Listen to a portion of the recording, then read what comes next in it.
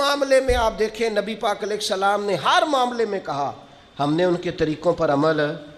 وہ 10 محرم کا روزہ رکھتے تھے, فرمایا تم ایک ساتھ بڑھا لیا کرو, 9 کا رکھ لو یا 11 کو رکھ لو.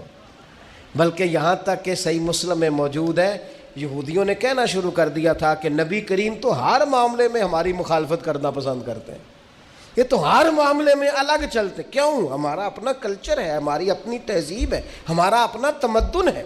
ہم اس دین کے ماننے والے ہیں جو یہ بھی بتاتا ہے سلام کیسے لینی ہے, اور یہ بھی بتاتا ہے کتنی دفعہ لینی ہے, اور یہ بھی کہتا ہے دروازے پہ جانا ہے تو دروازہ کھٹکھٹا کے دروازے کے سامنے نہیں کھڑا ہونا, تھوڑا سا ہٹ کے کھڑا ہونا ہے. اور یہ بھی کہتا ہے کہ کسی کے گھر جانا ہے تو دروازے میں کوئی سوراخ ہو تو اندر نہیں جھانکنا. اور یہ بھی بتلاتا ہے کہ 3 دفعہ سے زیادہ دروازہ نہیں کھٹکھٹانا, نہ کھلے تو لوٹ آؤ. جو دین ایک ایک بات کھول کر بیان کرے, جو یہ بھی بتائے روٹی کمانی کہاں سے ہے, یہ بھی بتائے کھانے سے پہلے ہاتھ بھی دھو لینا, یہ بھی بتائے بیٹھ کے کھانا, یہ بھی بتائے کہ بسم اللہ شریف پڑھ کے کھانا, یہ بھی کہے ذرا چبا چبا کے کھانا, اور یہ بھی بتائے کہ کافر اور منافق 7 آنتوں سے کھاتے ہیں, زیادہ کھاتے ہیں, تم نے 1 آنت سے کھانا ہے. جو کھانے کا طریقہ بھی بتائے, سونے کا بھی بتائے, کسی سے ملاقات کا بھی بتائے, جو کسی کا انتقال ہو جائے تو تدفین کرنی ہے یہ بھی بتائے. اور لوگ چھوڑ کے آ جائیں گے تو قبر میں کیا ہوگا, قبر سے اٹھیں گے تو کیا ہوگا, میدان محشر میں کیا ہوگا, محشر میں میزان کیسے لگے گا, پل صراط کیسے لگے گی, حساب کیسے ہوگا, اللہ کے حضور کھڑے ہوں گے تو سوال کیا ہوں گے, جواب کیا دینے چاہیے. جو یہ بھی بتائے کہ اللہ تبارک و تعالیٰ قیامت میں عدل کیسے کرے گا, اور یہ بھی بتائے کہ اپنے بندوں پر فضل کیسے کرے گا. جو دین یہ بھی بتلائے کہ قیامت والے دن جب گناہگار میدان محشر میں پریشان ہوں گے تو ایک کالی زلفوں والے محبوب آ کے سفارش بھی کریں گے, ان کی سفارش مانی بھی جائے گی, ان کے کہنے سے گناہگاروں کو چھوڑا بھی جائے گا. پھر لا یستوی اصحاب النار و اصحاب الجنہ, اصحاب الجنتی ہم الفائزون. جو بتائے کہ جب جنت میں چلے جائیں گے تو کامیابی ہوگی. تو جو بچے کے کان میں اذان دینے سے لے کر گھٹی دینے سے لے کر جنت میں جانے تک کا سارا طریقہ جو دین بتائے, پھر اس دین کے ماننے والوں کو ادھر ادھر جانے کی دین اجازت دیتا ہے؟ ہر چیز تمہیں گھر میں بتائی ہے, پھر تھوڑا سا ادھر سے ادھار, تھوڑا سا ادھر سے ادھار.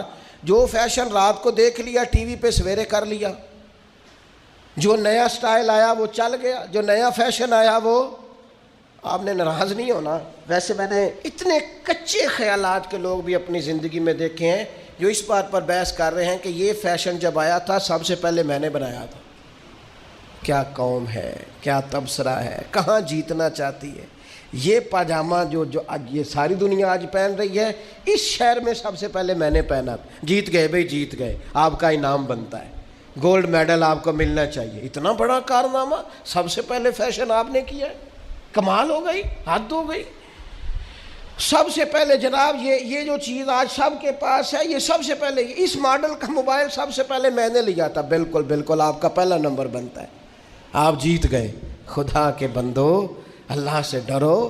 مسلمان ان چیزوں میں الجھ کر زندگی نہیں گزارتا, اس کی چاہتیں کچھ اور ہیں, اس کے انداز کچھ اور ہیں. وہ مٹی میں مل کے اور گھوڑے پہ بیٹھ کے اور گھوڑے کی ٹاپوں کی آواز سن کے والعادیات ضبحا فالموریات قدحا فالمغیرات صبحا فاثرن به نقعا فوسطن به جمعا. رب کہتا ہے مجھے قسم ہو ان گھوڑوں کی جن پر سوار ہو کر میرے محبوب کے صحابہ میدانوں میں نکلتے ہیں. یہ شان ہے مسلمان کی, اس میں اندر ولولہ ہوتا ہے, اس کے رنگ کچھ اور ہوتے ہیں, اس کے انداز کچھ اور ہوتے ہیں. وہ مجمع دیکھ کر پریشان نہیں ہو جاتا, اس کو نئی گاڑی مل گئی تو اسے وہ کامیابی نہیں جانتا. وہ تو کہتا ہے کامیابی تو تب ملے گی جب مدینے والے مسکرا کے ملیں گے, جب صبح قیامت کریم کہیں گے آ جا میں تجھ سے راضی ہوں. یہ کامیابی ہے, یہ اصل درجہ ہے. جب صبح قیامت رب کہے گا کہ یہ بندہ دو عالم سے خفا میرے لیے ہے, یہ کامیابی ہے۔